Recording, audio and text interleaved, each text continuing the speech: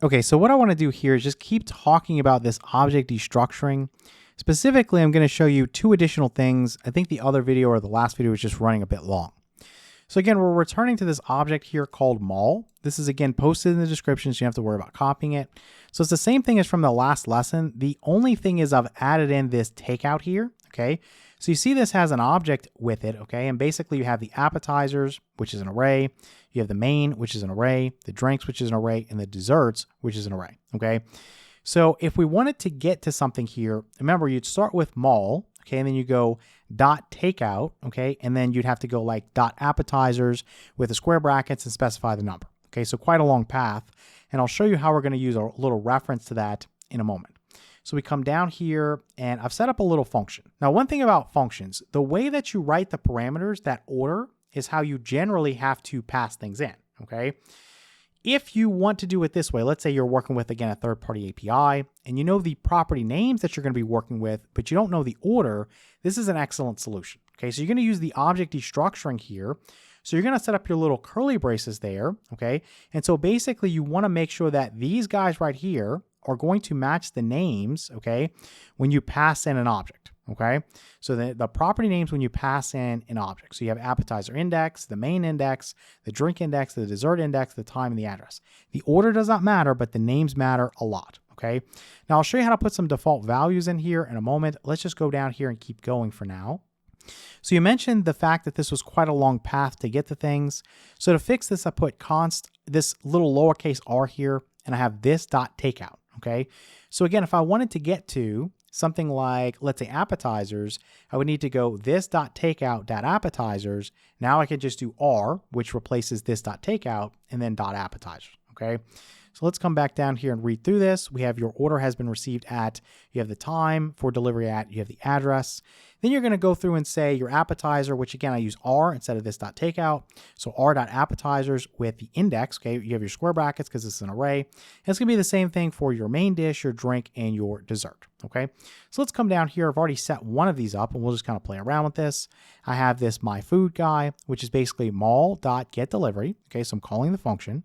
And then in here, I'm passing in an object, okay? So notice how all these property names are gonna match what we're doing the destructuring with. So we have the dessert index. If we come up here, you have the dessert index. And again, it's not necessarily in the right order, okay? But it's still gonna work. And then you have your drink index, your appetizer index, your main index, your time, your address. Okay, so let's go ahead and look at this real quick. So if we run this, we see your order has been received at 7 p.m. for delivery at 123 Main Street, Irvine, California, 92620. You have an appetizer of spinach dip and chips, a main dish of steak with Spanish rice, a drink of Sprite, and a dessert of chocolate cake.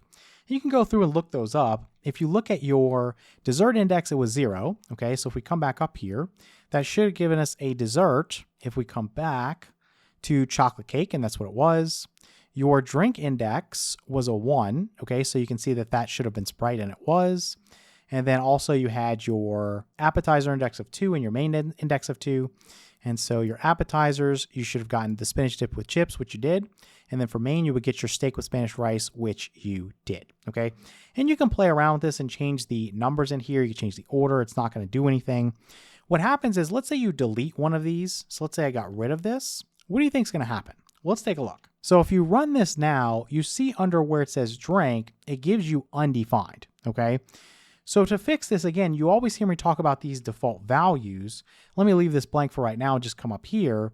And you can just come up here and say, okay, well, if they don't order an appetizer specifically, we're going to give them the, let's say, garlic bread, okay? We know they have to order a main dish, otherwise it'd just be nonsense. But let's say if they don't order a drink, we're going to give them water. So that would be 0, 1, 2, okay? So 0, 1, 2, let's put that in there. For the drink index, I'm going to put that as 2, okay? So that would be the default. So right now, if I pop this back open, instead of seeing undefined for the drink, I'm going to clear this and I'm going to run this. And you see the drink is now water, right? Because we didn't specify one. So, hey, you didn't specify a drink, so we're just going to give you water. And the appetizer is overwritten, right? It's spinach dip with chips, even though we specified a default of 0. If I come through here now and I get rid of this guy also, okay? Now if I pop this back open, and let's go ahead and run this again. So now the appetizer has been changed to garlic bread and your drink is water.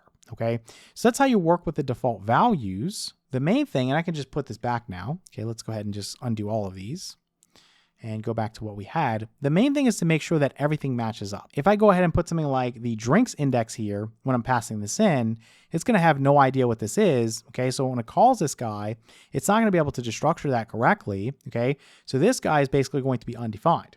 So if we pop this open and clear this and run this, again, you get the drink back to being undefined. Okay, so there's one other thing that I want to talk about, and I'm just going to start with a fresh example here.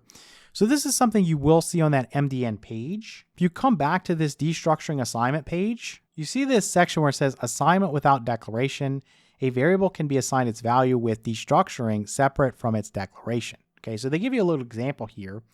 And basically, if you don't put these parentheses around this, you're going to see that you get a little error. Okay, so basically, when you start off with a set of curly braces, okay, JavaScript is expecting some type of code block. And so to get around this, we're going to use our little parentheses. You saw this when we dealt with the immediately invoked function expressions. Okay, we wrapped it in parentheses. That's how we fixed it. So let's say we start with another little object. I'm just going to, again, post this in the description for you. So we have this guy, Jason, okay? And basically, his first name is going to be Jason. His last name is going to be Fitzgerald. He's 35. He lives in Destin, Florida, and he's a web developer, okay? So let's say we just start by declaring a variable. I'm going to go we'll go Jason age, and I'm going to set this equal to just unknown for right now, okay? And I'll put a comma and do something like Jason job, and I'll put this also as unknown, okay? So we don't know what it is. Obviously, it's listed in this object, but we'll get to that in a second. Since we use let above, we're not going to use it again, okay, because that would give us a syntax error. So what I'm going to do is I'm just going to start with some curly braces here, and I'm going to do something like the age, okay, and I'm going to put a colon, and I'm going to put Jason age, okay, which just matches this variable name up here. And this age here is I'm trying to take this from here, right? I'm doing the destructuring, so it's got to match that property name exactly. Then I'm going to put a comma in here, okay, and I'm going to put job, and then I'm going to put Jason job. So again, what am I doing? I'm taking this guy right here, which matches this guy right here, okay, the property name, and the Jason job is going to match this variable name right there, okay, so that's all I'm doing. So I'm going to set this equal to Jason, okay, and this is not going to be able to destructure. You see it's lighting up on me. If I open up the terminal and I try to run this, you get this unexpected token. So how are we going to fix this? Again, you can just wrap this whole thing inside of a set of parentheses, and you'll be good to go, okay? So you're no longer getting this error where you're basically starting this guy as a code block and trying to assign it to something. So let's go ahead and clear this and run this. And I didn't actually log stuff to the console, so let's go ahead and make sure we do that. So console.log, I'm gonna do Jason age and Jason job, okay? And you're gonna see that it's grabbed the values from up here. So the age is gonna be 35 and the job is gonna be web developer. So let's pop this open and clear this, and let's go ahead and run this, and you get 35 and then web developer as expected.